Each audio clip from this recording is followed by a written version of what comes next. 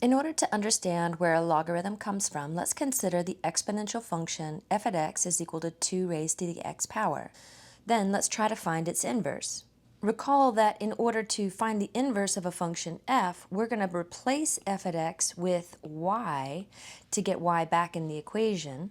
Then we'll switch the x and y variables and then try to solve for y to return to the functional notation and then replace that y with the inverse function notation. So in our original function, we'll replace f at x with y.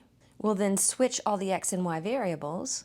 So everywhere we see a y, we'll put an x, and everywhere we see an x, we'll put a y. And technically what we have here is the inverse relationship.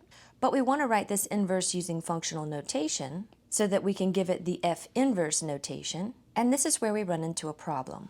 Because in order to write it using functional notation, we'll need to solve this inverse relationship for y, but y is located in the exponent position. So then the question becomes, how do we solve for y when y is located in the exponent? This is where we want to define a logarithmic equation. This notation is read log base a of x is equal to y.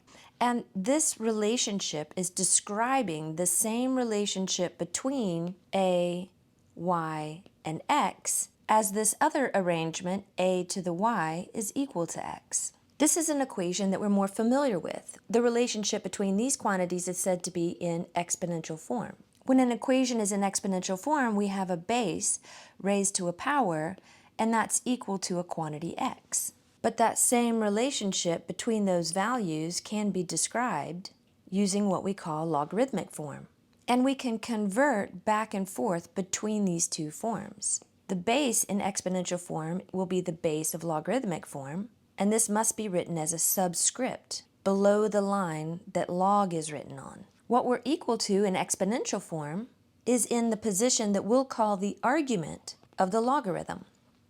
And what a logarithm is equal to will always be the value that was in the exponent position in exponential form. So a logarithm is going to have an output that's equal to the exponent. Now again, I'll say these two forms describe the same relationship between a, y, and x. They're just written in different forms. So now that we have this information, let's try again to find the inverse of f. Remember, we start off with our original function. We replace f with y. We switch the x and the y, and then we need to solve for y so that we can express this using the inverse functional notation. Now that we have logarithms, we can rewrite this equation in logarithmic form. And we do that by first writing down the word log. The base from exponential form is going to be written as a subscript in logarithmic form. What we were equal to in exponential form becomes the argument in logarithmic form, and the argument is written on the same line as that logarithm. And a logarithm is always going to be equal to the exponent from when we were in exponential form. This is something that you'll hear a lot, that a logarithm has an output that is the exponent from exponential form. So now we have successfully solved for y. And this means that we can replace the y variable with f inverse, and log base 2 of x is the inverse of the exponential function 2 raised to the x power.